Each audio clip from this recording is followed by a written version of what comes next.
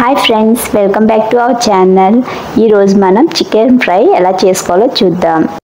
ముందుగా మనం స్టవ్ మీద కడాయి అయినా ఇలాగ లోతైన గిన్నె పెట్టుకుని స్టవ్ ఆన్ చేసుకుందాం. ఇప్పుడు 100 ml వరకు ఆయిల్ పోసుకుందాం. ఆయిల్ హీట్ అయ్యేటప్పుడు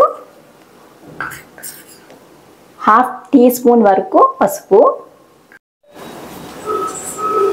ఇలాగ శుభ్రంగా కడిగి పెట్టుకున్న 1.5 kg చికెన్ పీసెస్ వేసుకుందాం. ఫ్రెండ్స్, ఈ చికెన్ నేను 1 అవర్ ఉప్పు నీటిలో నానబెట్టుకున్నాను. అలా నానబెట్టుకోవడం వల్ల మనకి చికెన్ కుక్ అయిన తర్వాత బాగా సాఫ్ట్గా ఉంటుంది.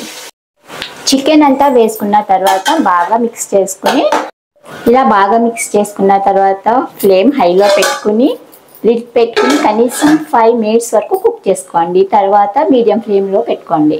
ఫ్రై కోసం మనం మసాలా తయారు చేసుకుందాం. ముందుగా ఒక మిక్సీ జార్ తీసుకుని దీంట్లో 8 tablespoons coriander seeds, 1.5 tablespoons jeera and 1 tablespoon మిరియాలు, 2 స్టార్ అనాస్, జాపత్రి, 12 లవంగాలు, 8 యాలకులు, 2 tablespoons సోంపు, దాల్చిన చెక్క, ఇవన్నీ వేసుకుని మిక్సీ పట్టుకుందాం. ఇలా మిక్సీ పట్టుకున్న తర్వాత దీంట్లో అల్లం, అలాగే వెల్లుల్లి, 2 tablespoons వరకు కసూరి మేతి, వీటినన్నిటిని మళ్ళీ మెత్తగా మిక్సీ పట్టుకుందాం. ఇలా మిక్సీ పట్టుకున్న తర్వాత కొన్ని నీళ్ళు పోసుకుని మళ్ళీ మిక్సీ పట్టుకుందాం. మరీ మెత్తగా కాకుండా కొంచెం ఇలాగా బరకగా మిక్సీ పట్టుకోండి. అరగంట ఇలా కుక్ చేసుకున్న తర్వాత ముక్క మెత్తగా అయిపోయింది. కరివేపాకు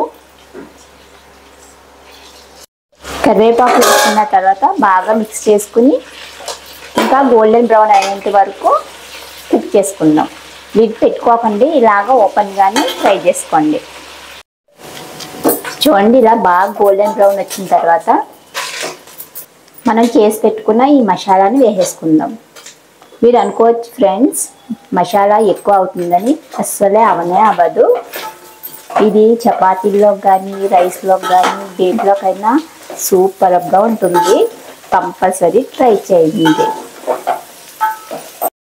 ఇలా బాగా మిక్స్ చేసుకుని కనీసం 2 minutes వరకు ఇలా కుక్ చేసుకోండి.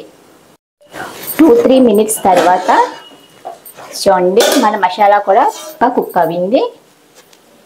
ఈ టైంలో మనం 4 tablespoons కారం, 2.5 tablespoons సాల్ట్ మిక్స్ చేసుకుందాం. ఇలా బాగా మిక్స్ చేసుకున్న తర్వాత లిడ్ పెట్టుకుని 2 minutes వరకు లో ఫ్లేమ్లో కుక్ చేసుకోండి. చూడండి ఫ్రెండ్స్, చికెన్ ఫ్రై రెడీ అయిపోయింది. ఇది రైస్లోకి, చపాతీల్లోకి, పరాటాల్లోకి దేంట్లోకైనా సూపర్గా ఉంటుంది. మనం దీంట్లో నిమ్మరసం పిండుకొని స్నాక్ లాగైనా తినొచ్చు.